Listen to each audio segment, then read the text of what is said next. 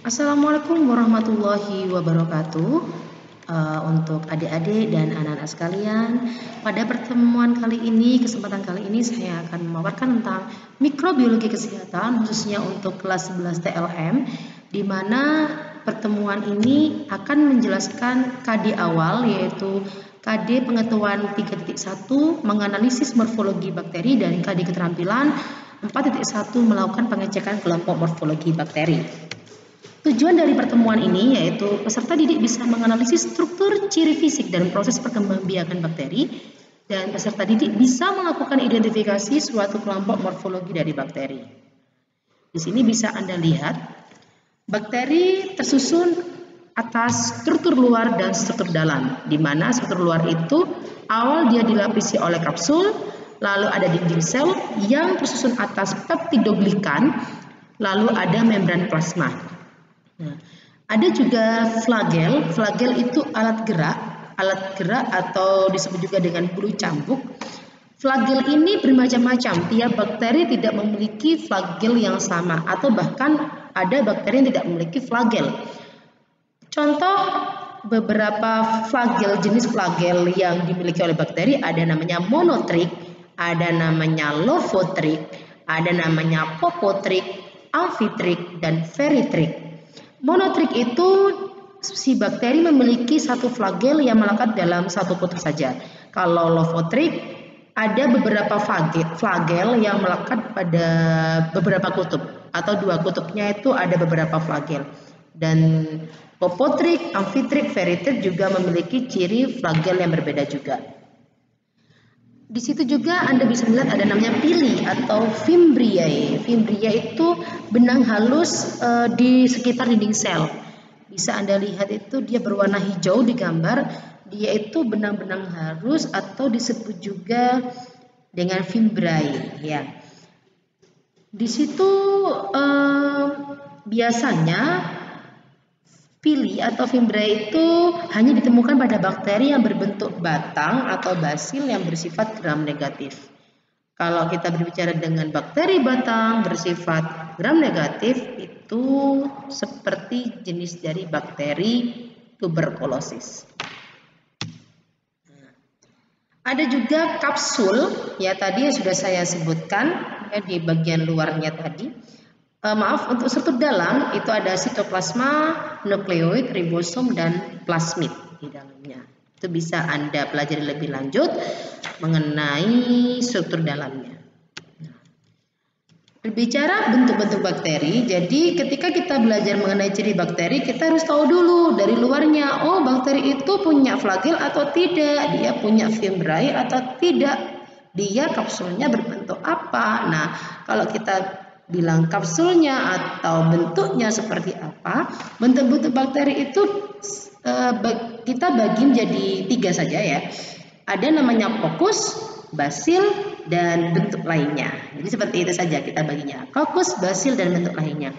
Kokus basil, kalau kokus itu dia bentuknya bulat, kalau basil dia bentuknya batang. Kalau bentuk lainnya itu bermacam-macam, dia bisa spiral, dia bisa seperti vibrio koma. Jadi kalau kalian tahu angka koma, koma bukan angka ya, maaf.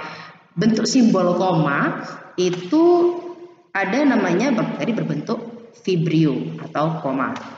Nah, bentuk-bentuk dari kokus sendiri juga bermacam-macam. Ada kalau dia lagi sendirian nih, namanya dia monokokus. Dia bakteri jomblo ya, dia namanya monokokus. Kalau dia lagi berduaan, dia gandeng berdua, itu namanya bakteri bentuknya diplococcus. Ada juga bergerombol, nah itu bisa kalian lihat seperti anggur. Nah itu namanya bakteri staphylococcus. Kokus macam-macam ya. Kalau berderet seperti kereta itu namanya streptococcus. Nah ini ada sarcina, sarkina. Nah sarkina ini Anda tahu kubus ya? Nah, ketika Anda lihat kubus itu berisi bola-bola basket, seandainya Anda punya box besar berisi bola basket, nah berarti bola-bola yang bergerombol seperti kubus itu berbentuk sarkina. Tetracoccus berarti bakteri itu berbentuk 4-4. Kalau basil dia hanya 3 jenisnya, yang sering kita temukan yaitu monobasil, dia lagi jomblo sendirian. Diplobasil, dia punya pasangan lagi berdua. Kalau streptobasil, dia seperti kereta api. Itu cara kita memahaminya. Jadi bentuk-bentuk bakteri saya rasa lebih mudah kita pahami jika kita tahu, oh kalau yang lagi sendirian ini apa ya, oh mono-mono. Nah kalau berdua itu diplo, bergerombol apa ya, oh stabilo. Kalau berderet itu namanya strep. Nah itu bisa Anda pahami di situ dulu. Bisa dilihat ini salah satu contoh hasil pengamatan mikroskopis. Berbeda ya dengan tadi. Kalau tadi kan hanya gambar animasi saja. Kalau ini beneran kita mengamati di mikroskop dengan menggunakan lensa objektif 100 kali. Bisa Anda lihat itu ada 2 penampang. Nah, yang pertama itu kira-kira apa ya? Dia bentuknya itu termasuk bentuk lainnya atau fokus atau basil? Nah, dia bentuknya tidak kokus dan tidak basil. Berarti dia masuk dalam bentuk lainnya. Tapi dia bentuk apa ya? Bisa Anda putar dulu yang tadi untuk mengingat kira-kira ini apa. Dan yang kedua ini, dia bentuknya basil. Maaf, dia bentuknya batang. Berarti dia bentuknya apa dong? Dia berdua. Dia tidak jomblo, tapi dia berbentuk basil. Nah, yang ketiga ini, dia berbentuk bulat. Dia berbentuk bulat, dia ada 4. Nah, kira-kira dia bentuk apa? Kalau bulat itu tadi namanya apa ya di slide sebelumnya? Nah, yang di bawah ini dia berderet. Nah, beda ya. Ini bukan bergerombol ya. Kalau bergerombol itu dia seperti anggur. Ada di situ di gambar ini ada yang bergerombol. Cuma yang saya tunjukkan di tanda tanya akhir ini dia bukan bergerombol, dia masih berderet. Kira-kira apa? Itu untuk dari segi bentuk-bentuk. Bisa Anda cek lagi di bagian ini. Tadi kalau bergerombol itu stapi, padahal strip. Kalau dia sendiri mono, kalau dia berdua diplo. Jadi untuk menjawab tanda tanya di sini, saya rasa Anda pasti sudah tahu. Ya. Next saya lanjutkan. Ada beberapa faktor yang mempengaruhi dari bakteri. Faktor-faktor tersebut bisa dari suhu, kelembapan, sumber energi, oksigen, dan cahaya. Suhu itu bakteri macam-macam, dia bisa jenis bakteri psikofil, mesofil, dan termofil dengan suhu yang berbeda-beda. Jika bakteri jenis psikofil Anda berikan penanganan seperti bakteri termofil, otomatis dia tidak akan bisa tumbuh. Kelembapan rata-rata bakteri itu suka sesuatu yang lembab. Jadi Anda mungkin yang biasanya di ruang lembab tidak ada cahaya, itu bakteri akan tambah menumpuk pada tubuh kita. Contohnya juga mungkin orang yang terinfeksi oleh bakteri tuberkulosis.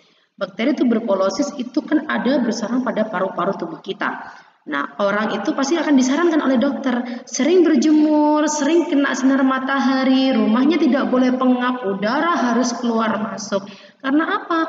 Kalau Anda ada di dalam kamar, pengap, sendirian, gelap, itu tidak akan semakin sembuh, tapi Anda akan semakin meningkatkan perkembangbiakan bakteri.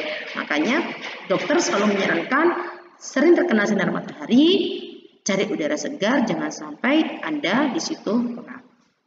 Oke, saya tutup dulu. Sebelum ini berhenti, akan saya lanjutkan ke part 2. Terima kasih.